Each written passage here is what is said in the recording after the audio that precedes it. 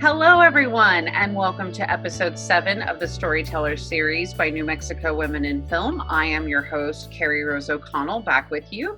And today I am having the great pleasure of being joined by not only 2 of our members, but 2 of our newest board members of New Mexico Women in Film. I have our president, Lisa Lucas, and one of our newest board members, Sarah Gartner. Welcome, ladies, and thank you so much for joining me today. Thank you. Hi, happy to be here. It's great to have you both with me. I want to get right into it, but I'd like for people to first know a little bit about you guys. We're going to talk about several of your projects today that you have going, but I'd like to first kind of start with giving our audience a chance to hear a little bit about you guys and the production company that you have together that's called LikeMinds. So Lisa, maybe you could tell us a little bit about yourself in film. Okay, well, I've been in this business now probably 25 years. I came to it on the other side of the camera, I guess, right before I turned 30. I just dated myself right there.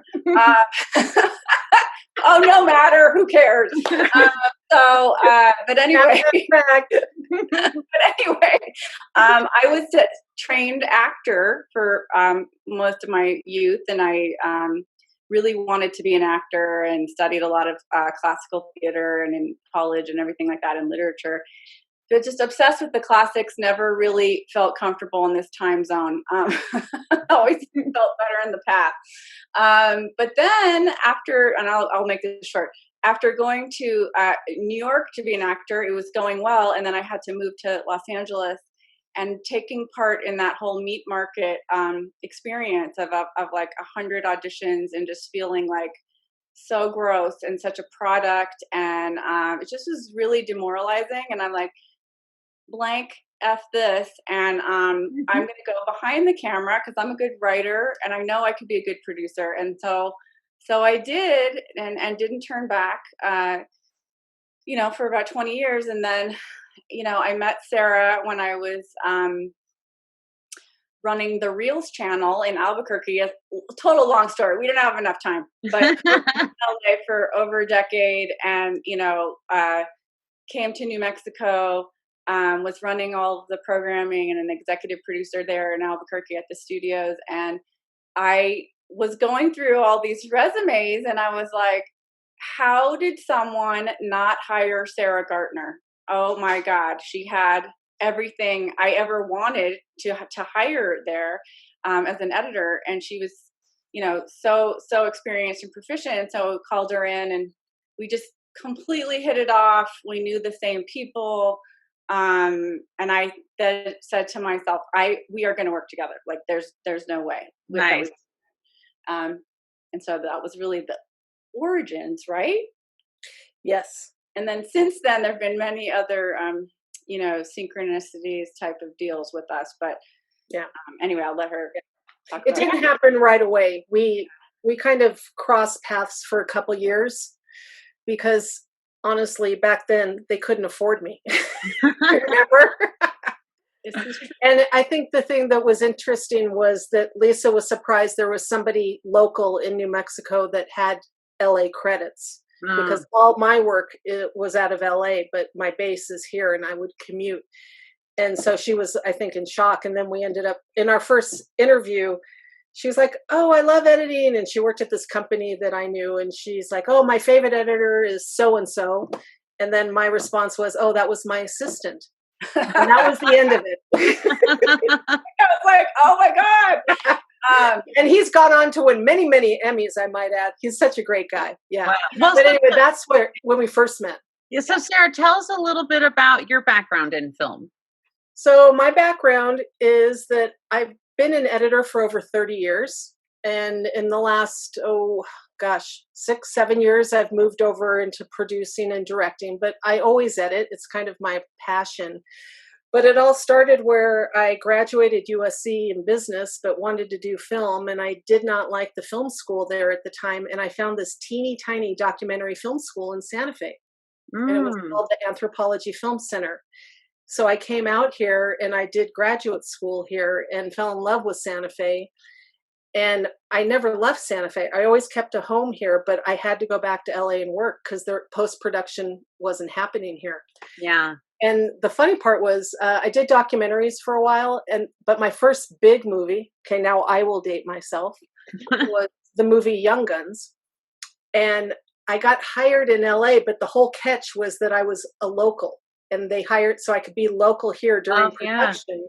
And then they took me back to LA to finish. And from that point on, it was nonstop. And, I was just lucky that I could get my foot in the door into LA.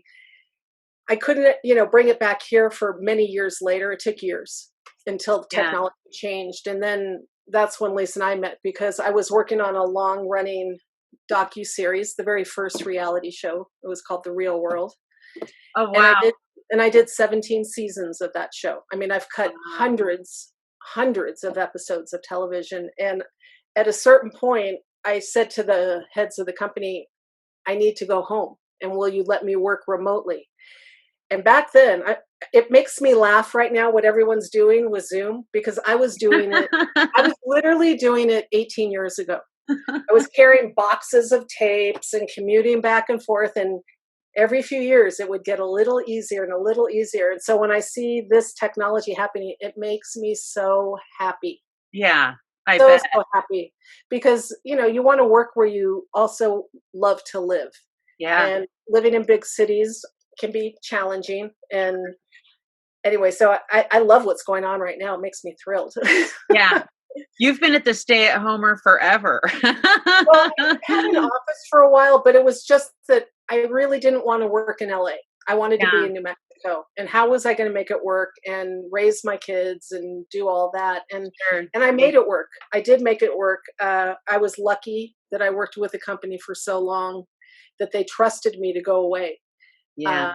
Because the technology wasn't like this. I mean, I will say that I think that both of us, have a lot in common in the sense that we knew we wanted careers and we had children, and we didn't let that stop us at a time where it was really unheard of. I mean, I have crazy stories. Someday I'll write a book of working for networks where I couldn't tell them I had a child, because I would have been fired. I would have been let go because they wanted, young, I own you 24 hours a day, da, da, da. And if you have a kid, you're not going to be able to do that, or you're not going to be able to work as hard, or even a judgment of women who have children should stay home and not work, to being pregnant and not being able to get a job, and have like the head of HBO documentary look me in the eye in a job interview and say, God, it's just too bad you're pregnant right now, because you are the best person for this job. We'd love to hire you, but we're afraid you might have the baby on the cutting room floor.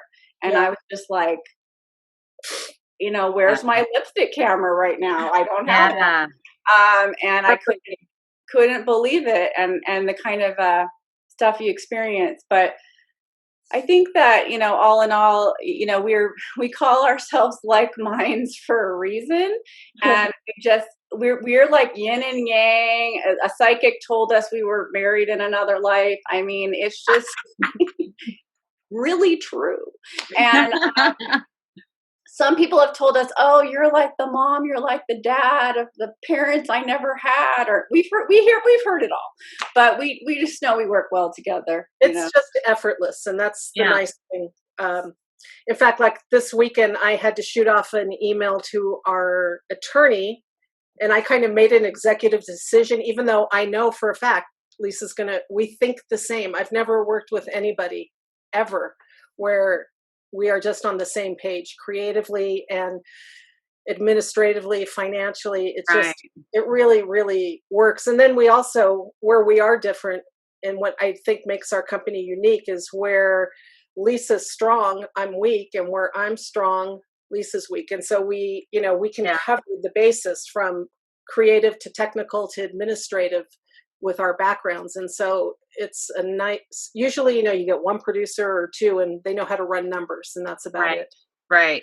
And here, it's like we write, we direct, we have our hands in everything. And if we don't actually do it, we're handing the work to local people, but we know how to, direct it and drive it because we've done it. Similar aesthetic that really helps too, and super high standards.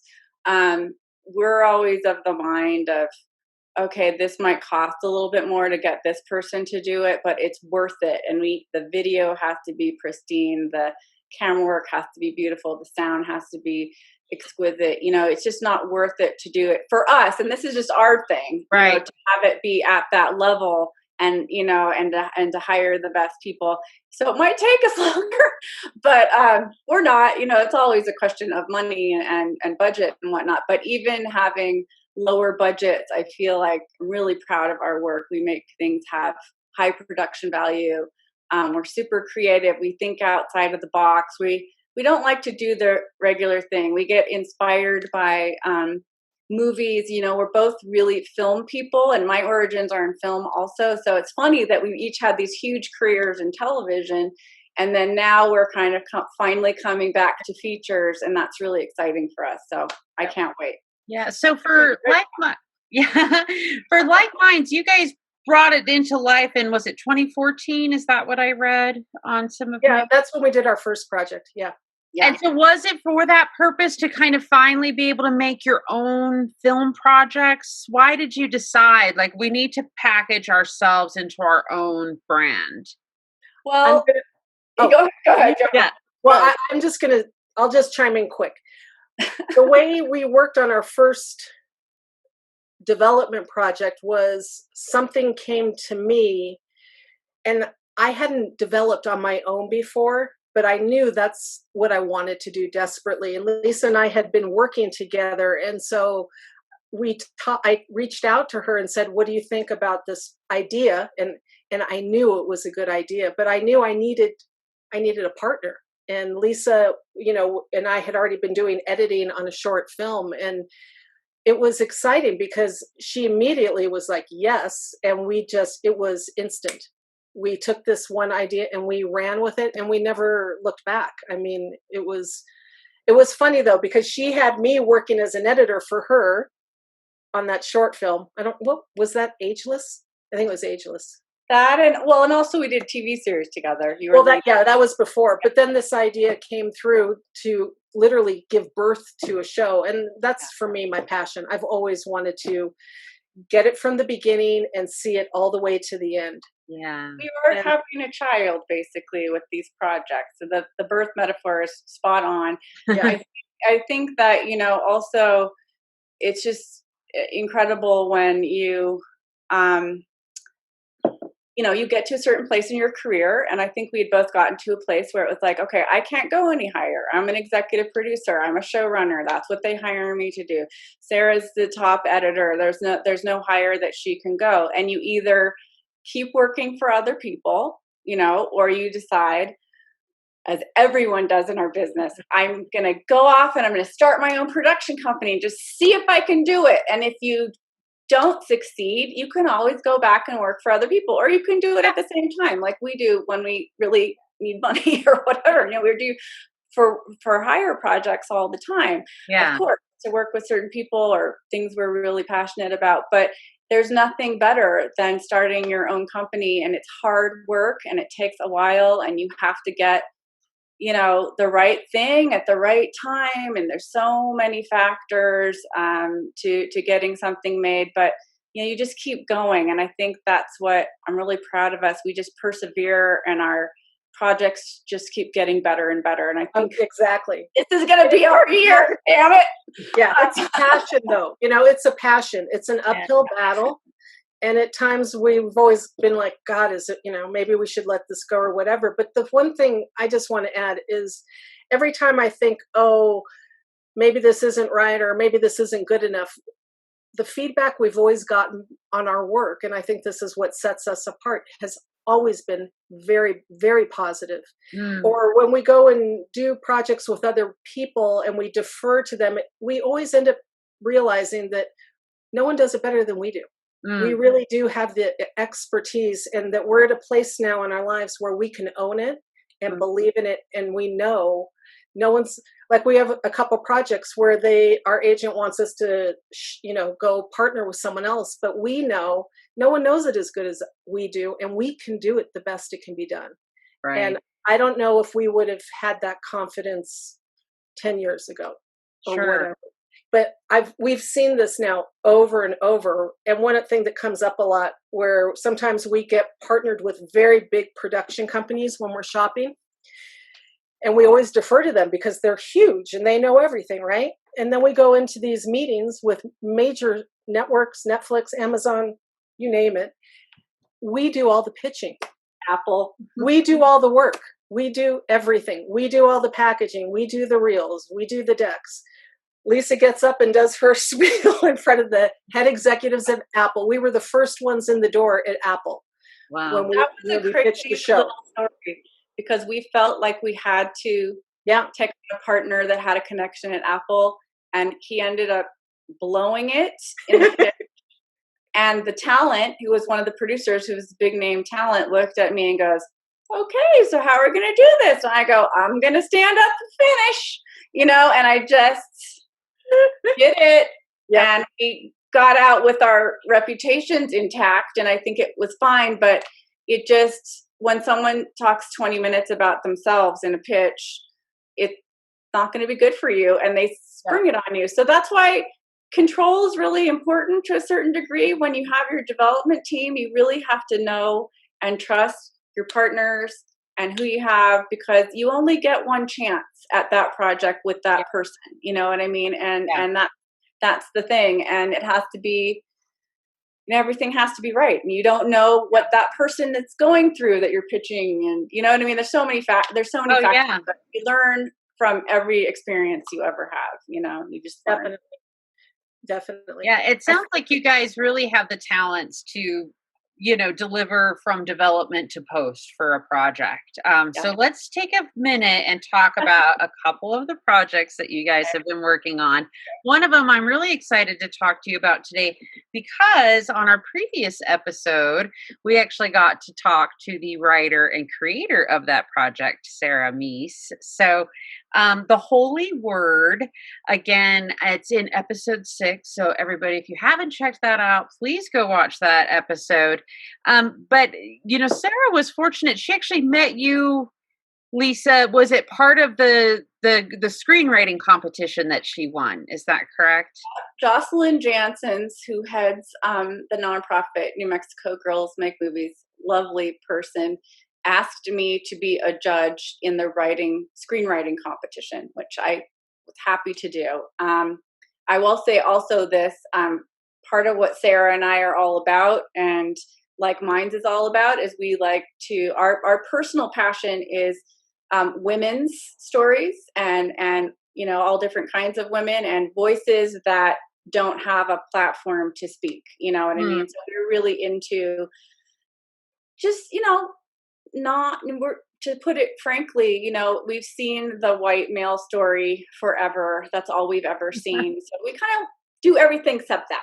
Jocelyn had asked me to do this, and I took on 2 screenwriters, and I had to shepherd them, and I picked their projects. And I said to both of them, if one of these wins the contest, we'll produce your movie. And they were short films. And so Sarah Meese won. And it was great. And so I said to Sarah Gartner, let's make this, it'll be fun. It's a short, it's a micro of a macro. It's on our way to features. And it was just a great comedic Catholic schoolgirl story. And then we're like, and we'll have like an all-female crew, and we'll just do it the way we want, and blah, blah, blah. And so we did, and it was great. It was a great experience. We shot at Santa Fe Community College campus, and we turned it into Catholic school. Had great art direction, and and it was fun. We had pulled all the kids. We pulled all our extras from New Mexico School from the arts, which was great. Fantastic. Yeah, we had a crew of how many, Lisa? I don't know. It was like 50. I mean, it was big. Had a lot of short people. And Wow. we're super grateful to NMSA. Such talented kids to audition for as actors. We also had, students from SFCC. We had all female PAs, an army of PAs from New Mexico Girls Make Movies. We had friends, family. It was about 87% female in the crew. It just was just a delight to everybody, who worked on it was very into it. And we just, we had a blast, and we were like, oh, Yeah. yay, let's make a feature. We can do this. And Sarah directed it, and she was brilliant. And we did an Indiegogo campaign, and so we did it all ourselves. It was really a labor of love. It was great. Yeah, I was going to ask you, Sarah, you were the director and editor for The Holy Word, correct? Yes. Do you think that it's beneficial to you as a director to have so much experience as an editor? Without a doubt, yes. Lisa sees it all the time when we're working because I already know what it's going to look like when it's done. Yeah. It's already cut in my head. And so I can watch takes and I know whether we have it or not. Or if we have takes that are bumpy or they get interrupted and we have to pick up or I'll know immediately if I have it or not. Yeah. And from editing for so long, it's just instinctual. And it's same thing with composition. And the one thing that's very different about editing than any other of the departments in film is the editor and the director are the only two people who look at the film the same way. They look at it as a whole piece, where a cinematographer looks at just the lighting or the composition, or hair and makeup are looking at their faces, or sound is just listening to sound. But very few people really come in and just look at the whole thing. And so after so long, it's just an instinct now. And it's just kind of funny because lots of times what I do is, since I edit so much, is when I go in to shoot and work with a cinematographer is, old school, they would storyboard and draw things. Yeah. But what I do is I take screen grabs of composition of things I've edited before, because then we went on a shoot with this one DP who was kind of inexperienced. And I knew that. So I took screen grabs of everything I wanted. And all I kept doing was pointing to the picture. Because sometimes, you don't speak the same language. Yeah. And so if you don't have the vocabulary that person really understands, a picture says 1,000 words. Yeah. Because especially in film, it's visual. So sometimes when you verbalize what you want, it doesn't translate the same as if you just show the visual. And so it's kind of become my thing. And I feel confident about it because I know as an editor, if somebody showed me something, whether it's a cut, I can replicate it like that. And so it's just something I started doing a lot. And it seems it works for the most part because I know I get my shots. Yeah. So are you excited to do more directing? Yeah. It's fun. It's really hard. Really, really hard and a little stressful because now all the pressure is on my shoulders. Whereas when I'm editing, I can sit and complain about all the things you missed. But it's really a nice, it's stepping up that level of creativity times 10, times 100, I love working with Sarah when she's directing because she has this idea for what she wants, and then we'll get there, and then sometimes she just goes, okay, we're going to do this one this way because I think maybe if we do that it's even better, or and to watch her work with the DPs, and she's just in her element, and she's just like electric. It's really fun. That's great. That's great. I will say though, one of the things that's very fun about directing that's different than editing is very isolated. You work alone a lot, or you're working with the director, which is a very intimate relationship, which is incredible. It's like the ultimate creativity. But what's really fun about directing is the collaboration. Yeah. I really, really, I love that because it really takes a village. You can't do it alone. A movie is not made by a director. It's made by everybody. And so that part is really great. And one thing that I need to learn to get better at is when I was saying before about like trusting that you know what you know, is that sometimes, especially with cinematographers, they want to play and do something that might be fun and different. And there's that fine line of letting them play and do something. But as an editor, I know I don't need that shot. Right. She's got but letting them do it. Back. I'm What's really that? down her back. We only have 15 more minutes. Let's go. Let's go. Let's go. But now you draw the line because you're running out of time and you have to get certain things. But, Yeah. you know, like I'm on the Holy Word right now. Hi, here's the script. Yay. I'm editing, and there was a shot that I'm working on right now that the DP came up with that I was like, I don't get it. But now that I'm editing it, it is such a cool shot. And I would have never in a million years thought of it. So that's where the collaboration is incredible. Same thing with the actors and the art department. And Yeah. I have such respect for everybody that it's just really fun because it's no fun to do it alone.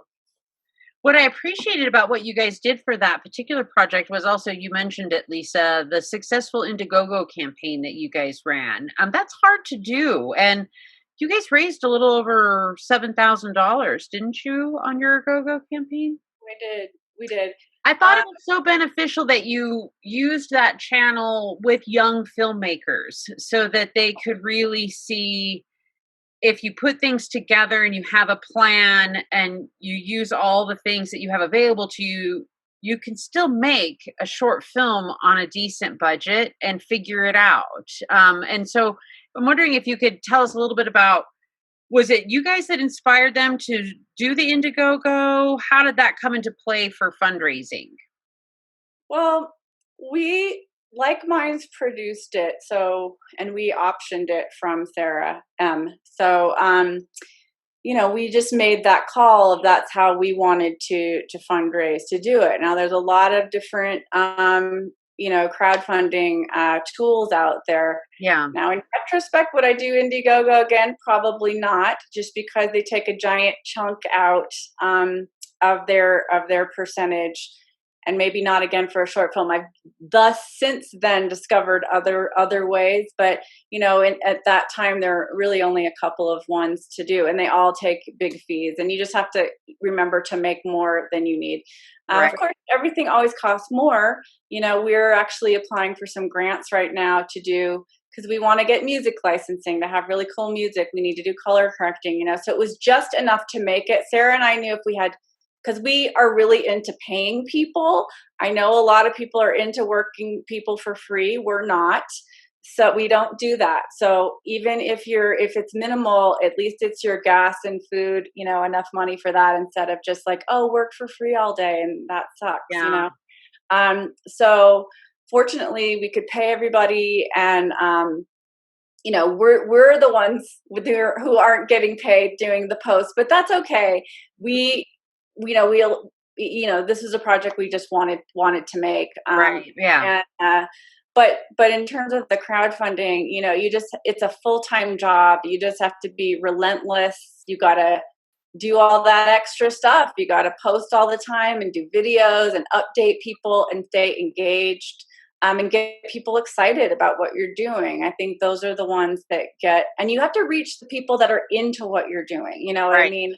The people that are going to donate money are the ones who are like, oh, I want to support these two women. They're telling this female story. And those were our biggest donors, were the ones who are like, I really like what you guys are about, and it's not just, I think people say that about Instagram too. Like, how do I get more followers?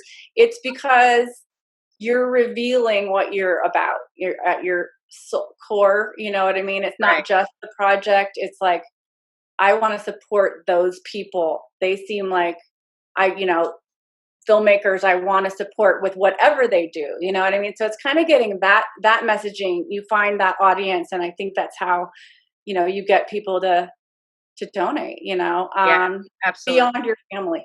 Yeah, but beyond your mom sending you a $50 donation. But no, we were fortunate to have just some real guardian angels that just believed in us, and we're super grateful to them. And then at the same time, that gives you a lot of confidence too, to be like, okay, if I can do this, we could do this again on a larger scale, and you have to have those same kind of conversations with larger investors, and then you're working on $1 million scale, or whatever this case may be. It's the same type of Right. pitch and sale, to get people to trust you, invest in you, know what you're about, know that you have high standards, that you want to tell certain types of stories, and that means something to you. You know what I mean? So, Right. so all these projects that we pick have those attributes. We're really into everything we're doing, and that's really the only way to go. I mean, yeah, you have to take jobs for money, but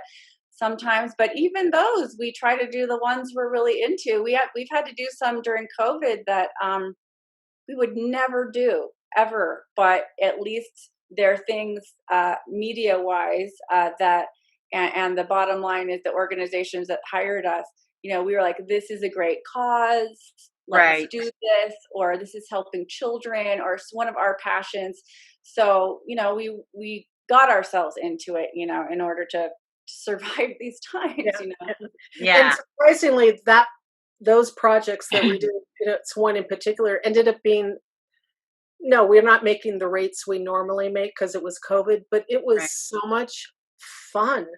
It was so much fun. And what's interesting, and I just forwarded an email to Lisa, but since doing this one project, and this is not our arena, we are filmmakers.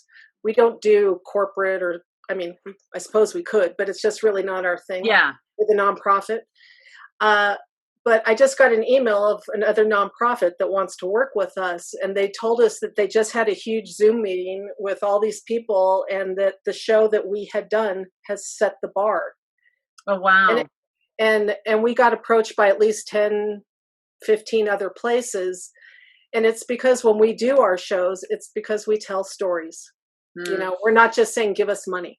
We're trying to engage people and we're trying to create some entertainment, tell a story, get to the cause. And it was just funny to bring that sensibility to the nonprofit world. Yeah, absolutely. It was fun. And, it's always all about the story for us. It has to be a compelling, good story. And when we consult a lot also, and one of the first things out of our mouths will always be when we're taking a pitch is, okay, so where's the story? You just told us about a lot of pretty things, and you do this, but that's half an episode. We got to go further than that, or whatever the case may be. Yeah. Funny. That's great. It's, I often tell people in my own work in marketing is, authenticity will share or sell faster and better than anything you try and make contrived, So I think that it's going to end up in the long term continuing to serve you guys well, that you focus on really authentically enjoying your work yourself. And I think that's what then carries it forward so wonderfully out to the rest of the world. Shout out to, we had some really terrific actors in it. Like Lizanne Cole and Raina Selvage. I mean, they were, they were just great. Ex-librarian. that was fun to work with these really terrific actors. Yeah. I also just wanted to give you some credit, and I think it's important to note that more and more storytellers that I have, even coming into this environment, doing these type of interviews, have all started really talking about their tremendous desire to make sure they're paying people that work on their projects, even if it's small amounts, that they continue to make it a very reciprocal kind of working relationship. And I think that there's nothing more vital for New Mexico, for as explosive as our film environment seems out here. We're still young, in my opinion, and we still have a long way to go and a lot to learn. And too many independent filmmakers out here, I think, use the crutch of working for credit, right? Well, you'll get a credit on the project. And I would just warn all filmmakers that's, that we need to shift from that, because we're always going to all be broke if we keep doing that. You know what I mean? It actually is fostering the lack of what you need to come to you. So pay your people, figure out your budget. Yeah, you can do something, but make it happen? I think it's more like, Sarah and I forfeit our fee so that we can pay everyone else. And that's the important thing. You have to have that respect. And it's really about self-respect too. And I think especially being women in this industry, not being paid equally to man for many years, it's personal for us. Yeah. And it also sets the bar for professionalism of what it's like to work on a professional set. Yeah. And how you'll conduct yourself. Because if you're not being paid, your level of commitment to the project may be different. And when somebody says, I'm going to pay you, it just shows that you instantly respect them and you have expectations of them. And that it's reasonable, like there's an exchange going on, because otherwise this thing for credit, which, is fine to do once, maybe, but it's ridiculous. And but it also you might as well do a student film. I mean, exactly. Like, are you professional or not? I mean, I was adamant about having SAG actors. I'm like, we're having the best actors possible. And what a lot of people don't realize is there's a short film rate for SAG. Yeah. So it's not hard. Yeah.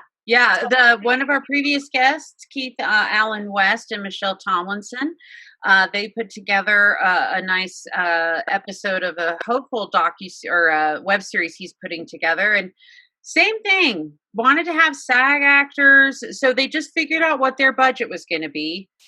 And they made that happen first so that they could really do it in a way where they felt like they were respecting everybody on set. And I just wanted to point that out, because I think that that's super important and more of a shift we need to make here. So I was so glad that you guys mentioned that. Yeah. One thing, for example, Lisa and I have recently done is like, sometimes we always pay. Sometimes we have to pay a lower rate. And on an earlier project, we got the top DP and his crew, but we got them at a discounted rate. We just got a new project and we're paying them their full rate. Yeah. It's like a one-off. We will never, because we just decided we're lowering our rates because we really want to make sure that the crew, is respected and gets what they deserve, because they work so hard. Yeah. And, it establishes great long-term relationships. Exactly. It makes it so much easier to put your projects together with people they love us. Yeah. It's so much just. They love us. We always have good food on our sets. Yeah. So that's the other reason why people like to eat. Good food, good coffee. Those things are essentials. Exactly. Yeah, good coffee. Always. Yeah, absolutely. So tell me, you're also you have a romantic comedy in development as well called And Now We're Here. Is that correct? Can you tell us a little bit about what that's kind of where it's at, what it's going to be about, what development stage it's in? So we were looking for a feature to be our first feature together for LikeMinds. And I took a job as a script consultant for Jordan Aquino, and Rachel Wagner hired me, and I worked with them for several months on their script. And I fell in love with it, and I showed it to Sarah, and I'm like, we should just produce this. It's so great. And the reason why we like it so much is it's a romantic comedy, but it's turned on its head. Like, it's not the typical, she gets married at the end and gets the guy and whatever. It's a deep dive into a woman who thought she was on this track to living her best life, and just it blows up in her face, and it turns into this buddy road movie, and they go to Santa Fe, and it's a love letter to Santa Fe. It's a great New Mexico story. Female driven. Yeah. The male parts are cameos. It's a very diverse cast. There's a lot of Native American characters, Latina characters. It's just a great New Mexico story, and it just really, it makes me laugh. It makes you cry. It's just what you want. It's just what we all want. I wish it was done now, because it would be the perfect watch. Yes. Right now. Really escapism. Yeah. And we just attached a director to the project, so we're really excited. Yay. I was going to ask, what roles are you guys playing other than being the key producers? Are you going to be editing, Sarah, or? Well, so we just attached Jennifer Goodman, who is the director, writer, producer for the classic New Mexico movie, The Dallas Steve. And I worked with Jennifer on that film as an editor.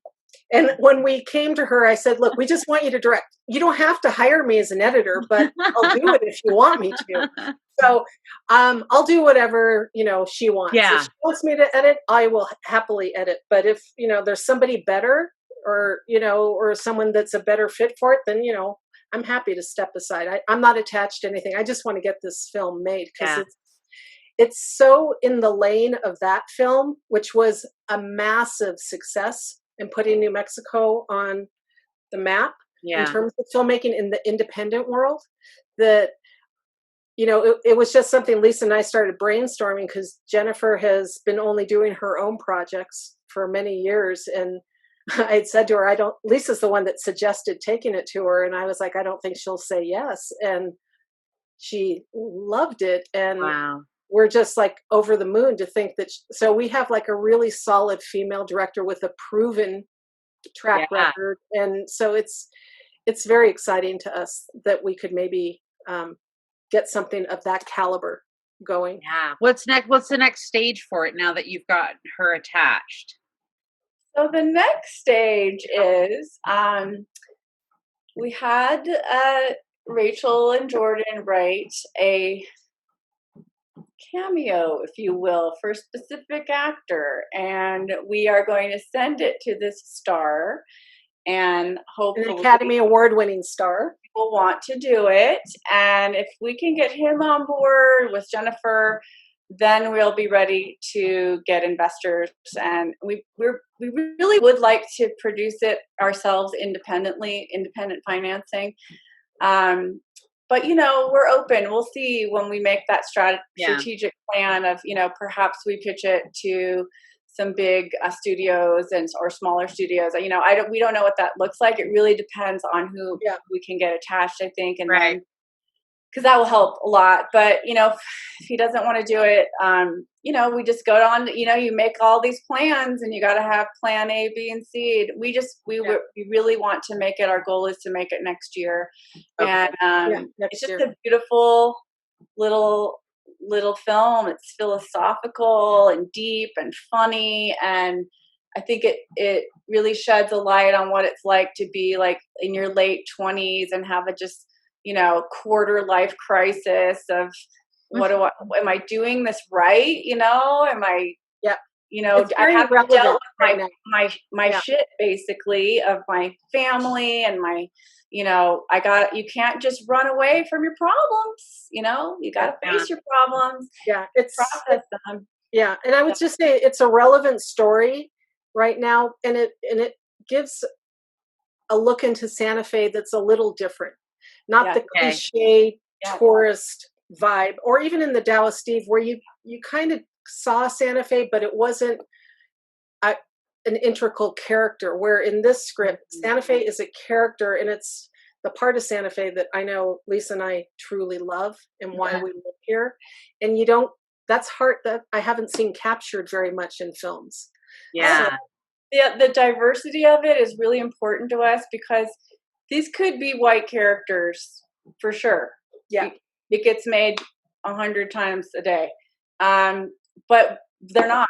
And their cultural diversity makes it so much more interesting and real and a part of where we live. But it's not like focused on like it's some fetishized, weird Santa Fe mama thing. Like they wear, you know what I mean? It's really a carved coyote on the plaza. Normal people that happen to have ethnic diversity. And I think that that's what we just are starting to see now in film, in different movies now that come out with all Asian cast or all Black cast or whatever. And it's like, oh, why don't you ever see movies like this? Because they've only been through one white guy's lens, and not been allowed to tell anyone else's story. Like no one else's story matters, and that's not true. So I think people are want these kind of stories. So it's really, it's going to be good. We can't wait. That's great. I think that one of the things that's important about diversity in film is we'll probably get there when we no longer have to say, like, let's cast a lot of diverse ethnicities. Because I think one of the things that we've greatly missed out in the opportunity of filmmaking is, had you just cast based on everybody that came in, best reads, put them in there, regardless of what your preconception of that character's race, ethnicity, or things like that, right? Exactly. You just cast it based on humanity and the actors that showed up and really represented. We would have already erased a lot of these lines that we think separate us as humans, because we're more common than we're not, right? But casting in film has created tremendous separations in our cultural point of view. Yes. And so I can't wait till we get to the point in film one day where we just cast, because these were a collection of really cool actors, and they were the makeup of whatever community they came from, right? So there's no real need to showcase. Yeah. And that freedom to just cast based on chemistry. Exactly. We did that in Holy Word. The guy that was the sexy librarian, we were like, he's it. You know what I mean? And we didn't go, well, we're going to hire, whatever. Or it's so nice to have that freedom to just be like, they're the best for the role. Let's go. You know? I think other than when you're really working a biopic, as a writer myself, when I work with my brother, we co-write screenplays together, and we actually make it our intention. We don't know what any of the races of our characters are in our movies. We don't pre-plan, well, this is a white 35-year-old male. We just kind of write the story and the characters, and then hopefully in the ability to produce it, we'll find out who are those people going to be in when they come into the life. So it's interesting. I have to say, with this one, kudos to Rachel and Jordan, because the family that it centers on is a Native family, and the way that they made it, like they're American. They're just a family that happens to be the family that was like the main character's second family, and it's just not focused on in this way of like, oh, they're doing this special thing or something. It's just normal, normalizing family dynamics, and they just happen to be Native. But I love that they made that choice because we don't see it. I really appreciate the diversity that you guys are making projects in, and so I can't wait to hear more about And Now We're Here as it progresses down the development road. I'd like to talk a little bit about this diversity element, because you guys are also working on a docuseries that focuses on the trans community. You have a couple things in the works that are really focusing on that community. And I'm wondering, I know you can't share a lot of the details about these because of where they're at in their process, but I'm wondering if you can tell us kind of what brought you to these projects and why these communities are so important for you to focus on. You do it, Lisa. Well, I think the first project, the docu-series for me, was something that Sarah brought to me. And I'll just say personally, for me, I was over the moon to take this on because I have a trans son. So I'm living this as a mom, and it's just a very difficult road for that community and transgender youth right now. And I think they are the ones we need to be most worried about in a lot of ways. And the support that they get is of the utmost importance to them surviving, and being accepted.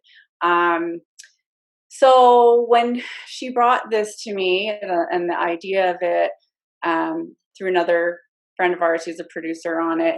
I was just like, let's do this because I wanted to dive in, and for me personally, to get to know these people better. And, when we started interviewing all of the cast and casting it, they were just the most incredible people I think we've ever met. We fell in love with all of them. Their stories are just heartbreaking, but they're stories of survival. And you can't believe what they've been through to just be where they are right now. And we're super excited about it. It's being shopped right now, so that's why we can't talk about the details. Right.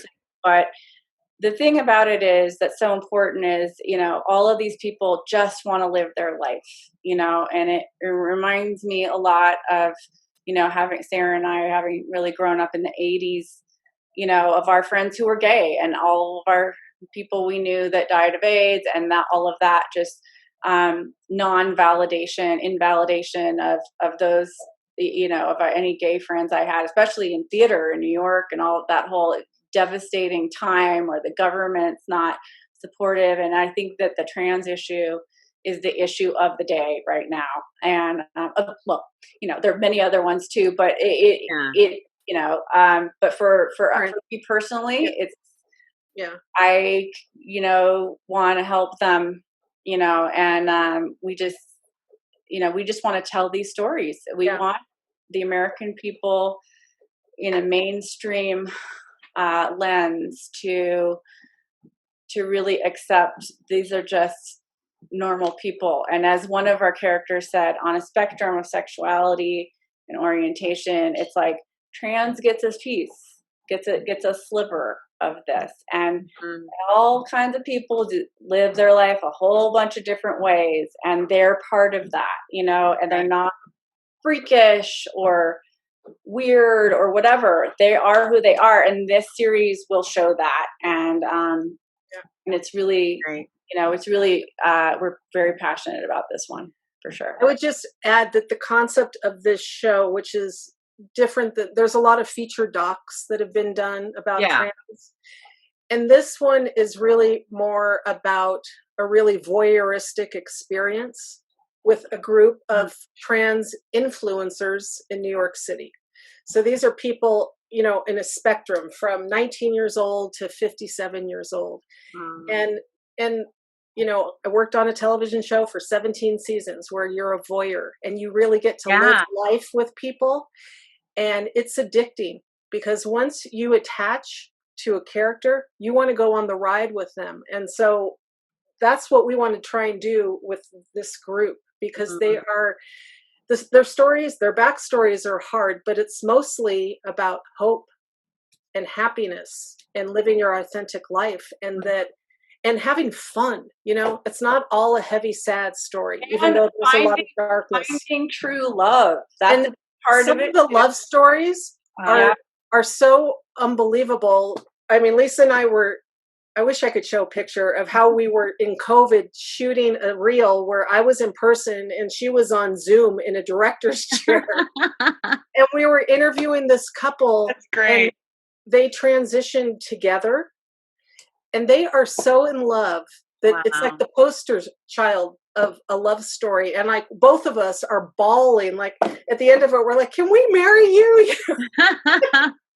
And so it's about that. So it's about this authenticity. It's about a fun ride and really getting in there deep and pulling back the curtain and living it with them. And that it's really, at the end of it, because we are storytellers, it's really entertaining, really educational. And so, and there's, big characters, very outrageous.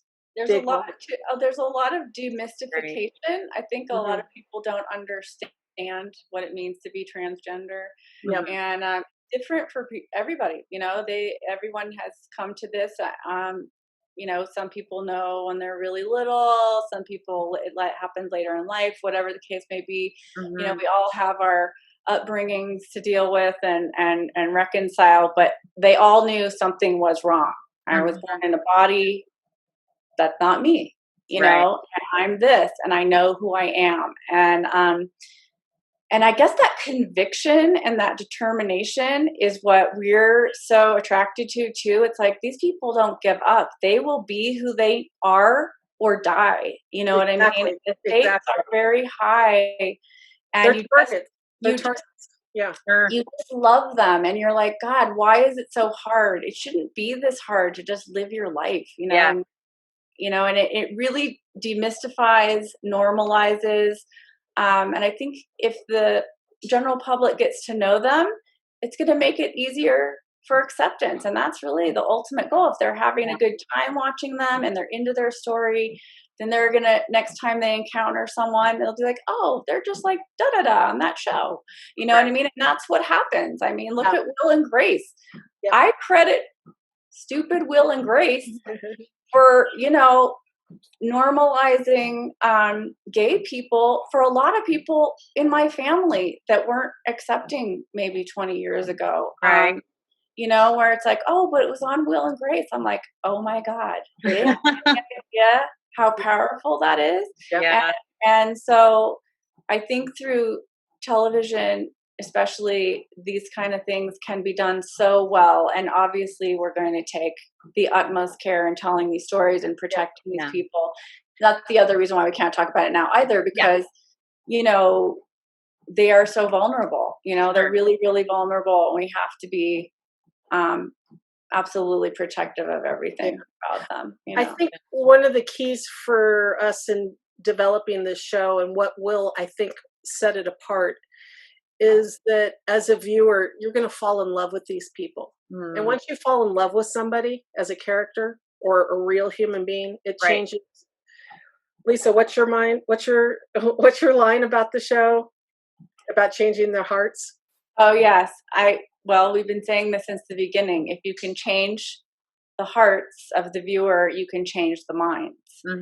And that's really through my own experience of, having gone through this with my own child. It's like, well, it's the same kid, okay? It's the same person you love. They're just, being who they are. It's really not that hard, Right. and but yet it is, with people and religion and societal mores and all the rest. And it just, when you start to hear some of these people's stories, you really just check yourself, as we're all checking ourselves right now during this very introspective time of pandemic. Wow, maybe I did judge that. Wow, maybe I didn't really understand how hard it is for some people, and we're looking for that empathy also and compassion. But also, like Sarah said, they're just some really fun, interesting people too. That have some great stories. And I know we've also said, we've developed a lot of projects, a lot of docuseries, because it's kind of in our wheelhouse. But never have we loved a project as much as this one. It's really, it's an interesting and unique experience for me, having done this for so long, because usually you can detach when you're working, and I can certainly separate, but we're not kidding when we say you fall in love with them. I've never cared so much about a group of people in my life, and it has nothing to do with them being trans. They're just pure souls, and they've had obstacles that we take for granted. And then to talk with these young kids who literally walk out the door and are instant targets, and their lives are in danger just walking outside their door. It's like my child. I'm like, ugh. But that's what makes working on this one extra special, is I love them. Yeah. And I know that that's going to translate when we do the show. Yeah. And you guys are also going to be doing maybe a biopic about a trans woman, right? Yes. Yes. Woman, and she is truly, she has one of the most incredible stories, and we have never done this. I mean, I've optioned memoirs to make a script and to do a movie. Yeah. And that you already have the book there, and at least it's all thought through. We wrote the script based on that, or you've optioned, other people's books, or you have some sort of source material. Right. But this is the first time we don't have a script, we don't have a book to go off of, anything. We just think that the life story is so incredible that we have to make this movie, and we will make it. It's just whoa. It was a little bit of a dive into I don't know, but why not? Because it's hard to find unique stories. Yes. And in terms of, I think, filmmaking and storytelling, nothing's better than the real thing. And so to find something, because even when we create fictional stories, it's always drawn upon real life experience in some way or another. Yeah. But, life is always better than fiction anyway. And this woman's story it's so juicy. And every time I think, oh, we've heard it all, it's more and more and more. And we're just like, oh my God. Wow. It's amazing. It's an amazing, great. So it's amazing. Yeah. A little daunting, but exciting. Yes. Yeah. It's a great focus of your work, and I want to talk a little bit outside of projects, a bit more on the business side of things with you guys before I let you go today. I'd be remiss if I did not take advantage of your expertise for our viewers. But I just, to kind of end that, for me, the ultimate goal of humanity is to understand your identity. It's one of the most simple ways that I try and explain my personal human path to people, because it's a bit quirky on its own, just because I was completely asleep until 35 years old. And I was like, oh, I might want to wake up and do some things with myself, And one of the things that I find so inspiring about the LGBTQ community, and especially those that are in the trans community, is these are people that are doing the work of their identity development. And we're so scared of that because so many of us aren't doing that work, right? Yeah. We're following the social guidelines of here's how you grow up and mature and exist and make money and retire. And here's all the little segments of things you're supposed to do in your life that we've just decided because generations before us have all done life that way, right? Yeah. For me now, what I'm seeing about a lot of our younger generations is, boy, they just land knowing who they are, and they work to develop that person into their everyday life experience. And I would just challenge people, if that's intimidating to you, then you're not doing the work yet. You haven't started on your own identity, if that's scary to you. So I love that community so much. I'm going to get all worked up, but I just want to say that because to me, those communities are doing the work of identity development. And that's what we're all supposed to be doing here as humans. I love spirituality, but guess what? Our spirits don't need practice. Our human selves need practice, right? We have to learn how to be good humans while we're here. And so they're doing the work. And so they need to be held up. And I'm so glad that you guys are focusing on them in the larger role of storytelling, because when you do that, you're completely right. It erases all the levels of fear barrier, judgment barrier, unknown barrier, all those things that typically get in the way of us just being able to go, oh, well, that's, Elizabeth or Jack or just another human being, right? All those things that get in the way of that. When you guys make these movies, you're taking all of those barriers out of the way. And so it's such a wonderful thing that you're doing for that community long term. I'm super excited to see these projects as they come out. And I hope maybe we can have you back after they come out. We can talk a little bit more about them. But like I said, I would be remiss if I didn't take advantage of your wonderful expertise in the business, especially because you were talking about shopping, your docuseries right now. You've talked about funding in different capacities.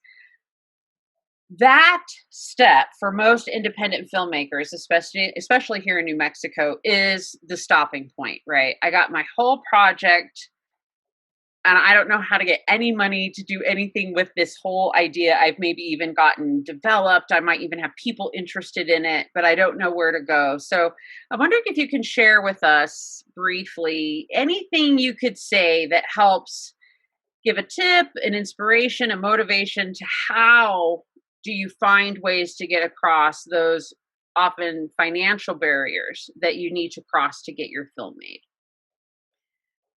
Well, it's I funny know that that's a big one. It's a huge one. the word barrier, because I think as women, I'm sorry to say, but it has been more difficult sometimes because of that, which seems so stupid. But it depends on a lot of things. I really think it depends on the project. If you have something really good, it shouldn't be that hard. Okay. And the problem is, and we've known this, where you have something and you're like, yeah, it's really good. And you convince yourself that it is. But then at the end of the day, we're going into the pitch and we're like, he doesn't even know how to do that. Why are we paying him?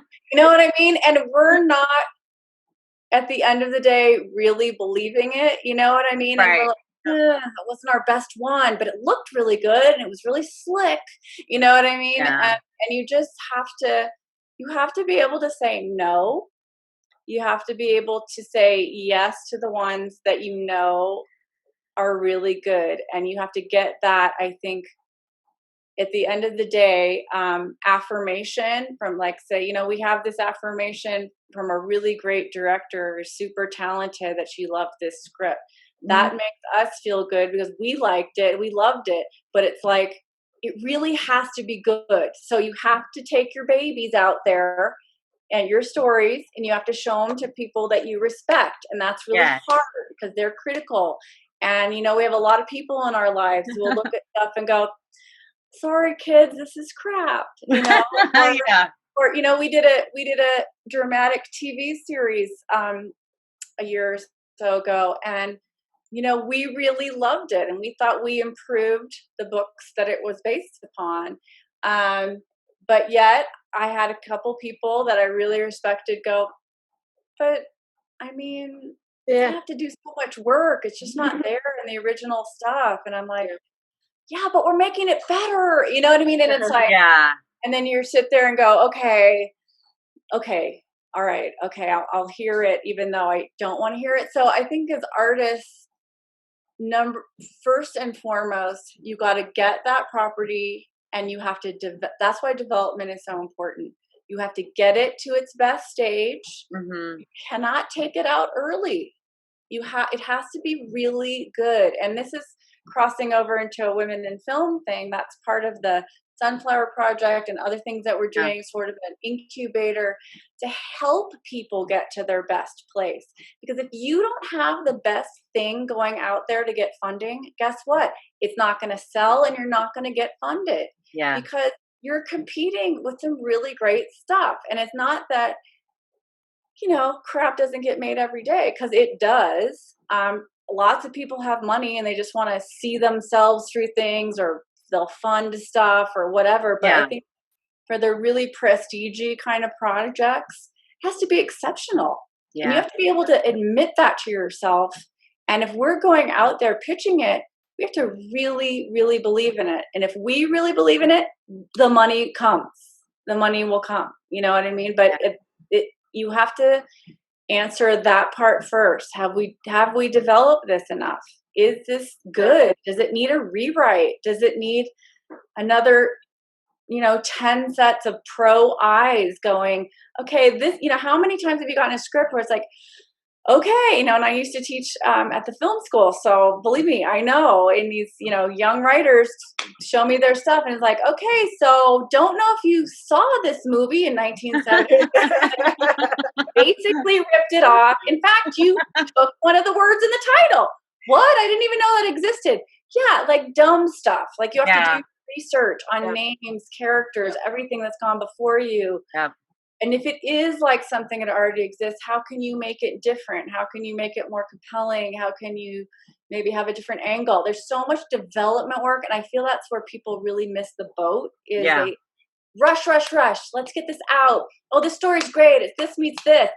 No, it's not great. It's a C minus, and it's not good enough, and you're not going to get the funding for it because it sucks. And that you have to accept that, and then you go, okay, how can I make it better? Or maybe I need to do something else. You know what I mean? That's Right. the first step, really.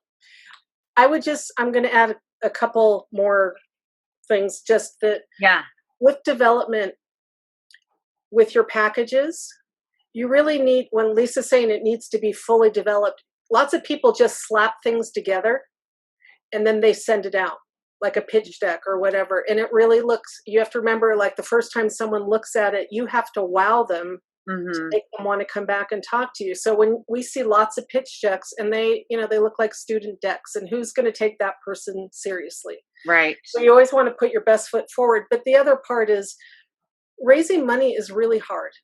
Yes. It's not easy. And the key, in my opinion, is perseverance. You can't give up. If you believe in your project, you don't give up. And you just keep going and going. And maybe in the process, you retool the project over and over. Right. But you can't quit, because some of the greatest films, TV shows, documentaries ever made took many, many, many years to make. And they got many no's, because a lot of it is timing in the market. And what is what are the networks looking at this moment in time? Because they all have mandates of the types of shows they're looking for and the audience that they're trying to reach. It changes every 6 months. And so maybe your project isn't good right now for Netflix nonfiction, but it might be in 6 months. Yeah. And so, you know, that's where the perseverance comes in. You know, it's like the classic stories, Harry Potter. You know, how many rejections did she get before she got her book printed? Or Mad Men, how long? I think it took 12 years to get that thing made. I mean, it is the classic Hollywood story. And so that's the thing. Like, if you get a no, we go with the old saying, like there's that classic saying that it takes 100 no's to get to the yes. Yeah. So every time we get a no, we're like, great, we're down. closer. We're closer. Yeah. And the other thing, from every pitch, you learn, you know, every room that you have to go into, you get that one shot with that person. You reevaluate, you always do post-mortem afterwards. I shouldn't have said that, or that was right on. They love that, or you know what I mean? Like it's a muscle, and you get better and better at it.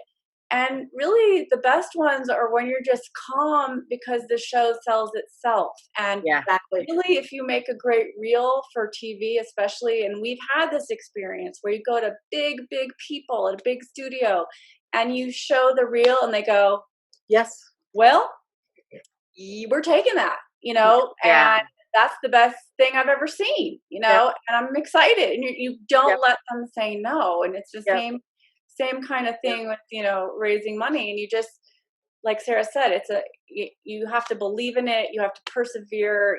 You know what, if they say no, you went to the wrong people. You know, you have to find your people. Okay. Yep. And it's a marathon. I mean, it's just, you know, it's long and hard, and you could get lucky and it could be faster, but, you know, what are the demands? If it were easy, we'd all do this. Everybody would do it. I will all be millionaires. Exactly. We were in a pitch. We went to Amazon and pitched a show, and it was a great meeting. And we went in with we were partnered with BBC. We had a heavyweight partner. The vice president of development was with us. And we went into this pitch, and even BBC was going to do deficit financing where they were going to put up half the money for the show. So we went in very strong to this pitch. It was great. And when we left, I asked him, I said, how many pitches a week does that person get? And he said 100 to 200 a week. Wow. So just think about the odds. So lots of production companies, they have 80 shows in development at any time.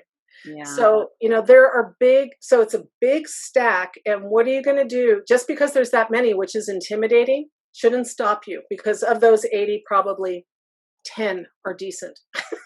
Yeah. But, you know, that's what you're up against. And in scripted, it's probably more. So it's like, when I found that number out, when I got that info, I was like, okay, that's where the perseverance comes in. Yeah. You have to stay the course, because you're up against 80 shows. And why is your show worth being picked? Because usually I think about 10% get bought. Yeah. For, you know, a particular network, something like that. You also, it's also a state of mind too. Like confidence is everything. And when I look back at my performance in pitches or whatever, I'm like, oh my God, what are they doing?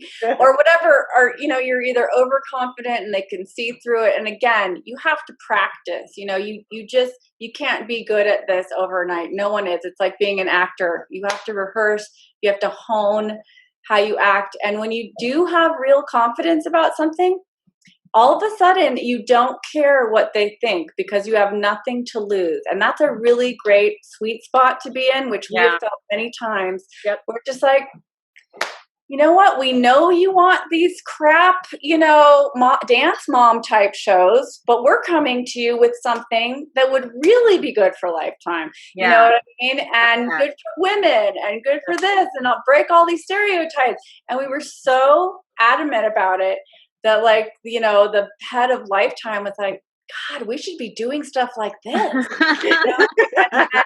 And then she totally insulted our star. She was so disgusted by her comment that then we left and just had a drink at a really nice bar after that. But no, thank you. I'd also say when you go into pitch your projects or when you're creating your package, but it's mostly when you're pitching, you need to be able to describe your show in one sentence. Because if you have to explain something, you're doing it wrong. Because when you get the attention of that person with money or the network executives who are going through hundreds of pitches, you have to grab them quick. And one thing Lisa and I always do back and forth is when we're creating the packages, we always are asking, are we explaining too much? Because that's bad. You have to get it quick. And if it's done right, it should work. Like, Lisa, what's the log line for The Sopranos? So crazy. It's like a mafia guy has mother issues and a psychiatrist. Don has mother issues. That's one of the keys is you have to have it drilled down, concise, so you can explain it in one or two sentences, and then they want to know more. Then you got them. And people laugh and think like, oh, do I have to do those comparisons?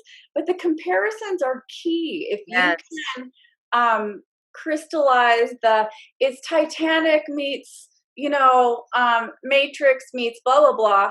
And they all of a sudden it's like, oh, I get it. They have no context. We hear pitches. I've heard so many pitches where people just go on and on and on and on. And I'm like, what is this about? What are you talking about? I don't even know what you're saying. I mean, like she's saying, like, it has to be so crystal clear and easy. And if you got them with that, then you have people that are going to listen, might give you money, might give you a season, whatever. But these are tools that one has to learn. You can't just be like, oh yay, I'm gonna go talk to some people about my thing and then not venture out. It's the same thing with the property, whether a screenplay or an idea or whatever. You have to run it by people. Hey, professional, what do you think about this? Do you think this is worth it? Because if you don't do that, you're being really narrow-minded. You're going to hit the floor hard on your face on the way out, because it's brutal sometimes. And you got to get that feedback. Feedback is essential from professionals. And don't be afraid. All someone can do is say no. God knows I got so many people asking me to look at their stuff, and I can't look at it all. I really try to. But it's a sheer volume is a lot sometimes. But I don't sugarcoat it with people. It's not worth it for me or them. And if in 5 or 10 pages, if something doesn't grab you, you're not getting funded for this and it's not selling. Sorry. That's the harsh truth. So you gotta listen. I try not to be mean or anything, but you gotta really you're not mean to people who have done this. Hey, this was already done 2 years ago. This is not new. And don't say those words. Oh, here's a new take on blah, blah, blah. There's your first problem. But it's not. One other thing I think that's key for New Mexico for young filmmakers is access. access to an agent, access Mhm. to real working professionals to show your work. And, Lisa and I were fortunate because our career started in LA. And so that's one of our big things. We have access. And so my feeling is for the younger people or the people who really just haven't broken in that way, this is one of the reasons why I joined the board for New Mhm. Mexico Women in Film, was to create a community where there's more access Yes. of the peers. And because a local, Albuquerque college graduate who just wrote a script, like, how are they going to get that thing funded? They Right. need they need eyeballs on their properties, and it's something like what we're doing here that's shifting the focus of what it used to be. That I think is going to be, it's about networking, and that's what Lisa's really good at. is and putting yourself out there and meeting Yeah. your peers, because I know when I first moved to New Mexico, which was a long time ago, there was none of that, and Yeah. that's why I went to LA to make my career. And things are different here now. There's some people here who are really legitimate filmmakers. And so, the hope is also, I think, is to, for us also, is to give back. Yeah. We really do want to try and give back and support the local community as much as possible. And, I know there's tons of talent here and there's great Yeah. stuff. And I feel that pain of when you're first starting, like, how am I going to get an agent? Right. Yeah. It all seems like sometimes Yeah. the most overwhelming tasks, but I will say to our audience, for every rising star that you will hear from in your life, if you had the opportunity to talk to most of them one on one behind the scenes, you would find out that it took them more than a decade to get there. Oh, yeah, Every overnight success took at least 10 years exactly. to get Yep. there. It's all Um, really hard work, no yes. matter what you do. And if you're not prepared to be focused and determined and put in the hard work, it's not going to happen. I hate to say that, but it's true. And yeah. And the other thing is that, you know, don't be afraid to partner. You know what I mean? Like, you Yes. can't do it on your own. If you don't have an agent, you have to partner with someone who does. If Yeah. you don't have the access to networks, you have to partner with someone who does. And then Yeah. eventually you get your own and you get recommended.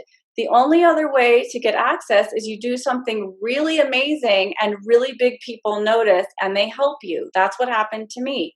Yep.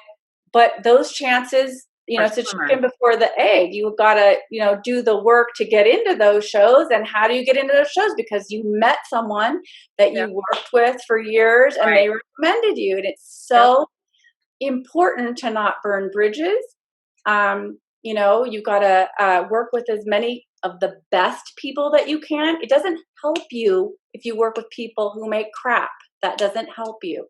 You Mm. have to go higher. Your standards have to be high, and that's another thing that's hard for me here, quite honestly, is that some of our standards are really low, whether it's from paying people to working with really mediocre talent to whatever. When you have this good talent, why wouldn't Yeah. you work with the better people? You know what I mean? It was just why, and so, and not being afraid to go, hey, other producers, I know you guys want to go with this because it's da da da's cousin, but I think we should go with this person because they actually, have made something really good, and our series is just like something they did. Or you've just got to think Yeah. smarter, for your project. Do the best with the best people that you can, and your chances increase that you're going to get this made. When you Yeah. devalue yourself, you're devaluing the whole thing. You have to have high standards for yourself and your That's right. project. Yep. That's right. So it sounds like some of the key things are develop, develop, develop, develop. Never stop making sure that you're working on your projects and developing them and having other people give you critical feedback, but Yep. also embed yourself in your local film community. Meet Yes. people, know people, introduce yourself to people. Yeah, I like to live by this. I might have said this before on this series, but I love being the kind of person Or I don't like the actual sentiment of when, when opportunity knocks, answer the door, because I feel like that's a little reactive. I like to be a bit more proactive. So I like to tell people, I like to just knock on every door and ask if there's any opportunities in there, and then maybe some nobody even answers, but that's okay. Just hello. So I always going tell on there? people, you have a 50-50 chance of getting a yes. Yeah. Why not just ask? Yes. All they can do is say no. It's not going to hurt you, but they might say yes. So you might as well try. Yeah. And the other thing is, you got to get yourself out there. You have to have the proper stuff. You've got to have a good business card. You've got to have a website. You got to do the due diligence of getting on LinkedIn and IMDb and all this stuff, because people Professionally. want to look you up. Yes. And if you don't have anything, they go, "Oh, who are they?" Don't share a personal Facebook page with pictures of dinner and selfies in bathrooms. Like, don't do that. Yes, if you want to be you have to be professional, Yeah. And that's, we look for that always. And I think, we're just trying to up the standard here. Everyone we come in contact with. And, there, like Sarah said, there are some really amazing people here in New Mexico. Also, research, if I could throw out another tip. Yeah. Research successful films that you love, or maybe like the project you're trying to do. Who created those things? Who are the people that worked on them? Look up their story. How did they get it made? You know what I mean? And you really have to do these comparisons and serious research on everything that you're taking to the market. You can't be blind and think, "Oh, I have the greatest thing ever." I bet you it already exists, or there's people that already came up with it. Don't be so naive. You've got to really do the work. Yeah, That's right. That's right. Well, that is fantastic. Is there anything else about your projects, LikeMinds, or anything else about your work you'd like to share with us before we let you guys go today? Well, let me think. Well, as we say on our website, we will look at stuff. You can send us stuff via email if there's a project you think we'd be interested in, and you've heard from this whole thing what we're about and the kind of unique voices we're looking for. So don't send us an all male Western. It's probably something that we're not going to want to do. Okay. But if you have an interesting story, we're always listening to stuff and have, we have to have a lot in development, because if you are successful in your pitching and you're going out there with things, what's the first question someone asks you? "Oh, what else do you have?" And then you have to have something to say that's really good. Yeah. Yeah. I think also I would just add that, one of our long-term goals is to really establish a production company in New Mexico that is doing relevant work internationally on major networks in major theatrical releases. Yeah. Because I have been working, and Lisa have been working for many, many years on major shows that are in LA, and we know we can do it from here. Yeah. And that is our goal. We are going to do it. We're like a dog with a bone. We are not going to give up until we do it, because I can't tell you how many projects, that come to New Mexico and they bring the talent from LA. And it makes us crazy, because these projects, the goal of why there's no post-production in New Mexico is because the projects are not birthed here. The producers and directors want to be at home when they're in post-production. And there's a lot of money to be made for the community and the state if post-production lives here, along with just production. But we want to bring pre-production and post-production here and really be the benchmark for that, because it doesn't exist yet. It still doesn't exist. Yeah, mark our words. We will do this, and we will put New Mexico on the map in that way, hopefully for many other companies to follow suit. So we become this hub of really respectable production companies that make stuff from here. And that's what we're doing right now. And we will do it. It's happening. You And heard it we here, also, everybody. yeah, but the thing is, we had to go to LA, earn our credits. Lisa gets her Emmys. I work on, iconic docu-series, whatever it is. But Yeah. we had to accumulate those credits in order to get where we are now, to get people to believe in us and trust us. Because the one thing that happens often is that when we first go to pitch and they're like, oh God, they're from New Mexico. Is that in the United States? Whatever. But then they look at our credits and then they're like, oh, they know what they're doing. Yeah. So we had to really pay our dues. So that part we know we have locked down. Yeah. So just a matter of getting certain projects. Like the other thing that she and I have both done is we've worked on long running television series. And once you can get one of those, it becomes the tentpole show for what they call for, production companies. Sure. And it's a machine, and it goes on and on and on. And once you can get that started, it breaks open what we want for New Mexico. And we don't have it yet. Just because Netflix is here, they still take all their post-production back to LA. Yeah. They take everything back to LA. All and development is in LA. You have to pitch in LA. You don't pitch here. They're pretty much only shooting some projects here, correct? Right. And they're a studio, so it's a different mindset where what we're trying to do is be a production company and create content from beginning to end locally. And own it. We own the content. We license it.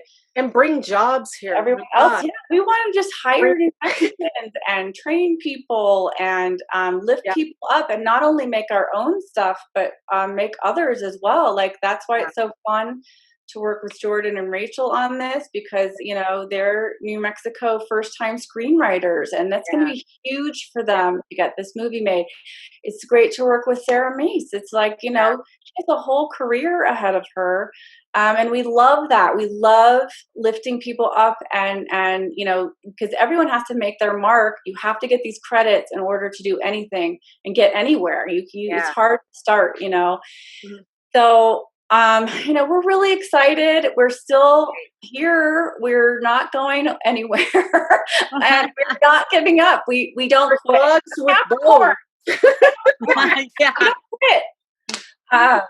That's great.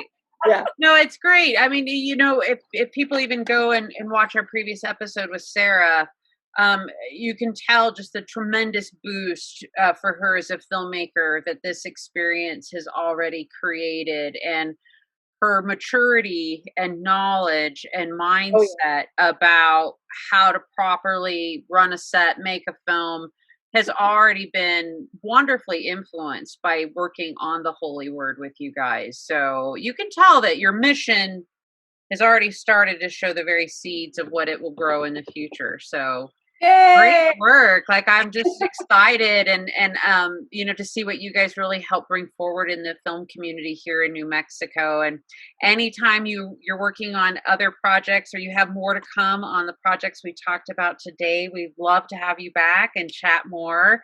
Thank you so much, both of you, for spending time with me today and to share all this lovely insight with our audience. I'm sure this was very helpful for many of people here in New Mexico trying to figure out how to get their film careers off the ground. So thank you so much, both, for being with me today. My pleasure. What a blast. I'm happy. Thanks for having us. Thank you. Absolutely. Thank you so much, everybody, again, for watching. This has been episode 7 of the Storyteller series by New Mexico Women in Film. Make sure you subscribe here on our YouTube channel. Don't forget to hit that little bell so you get notifications about our new episodes. And follow us on Facebook, Twitter, Instagram, all your favorite social media sites, where we'll keep you up to date on their latest projects, our latest projects, and all the things latest going on in New Mexico film.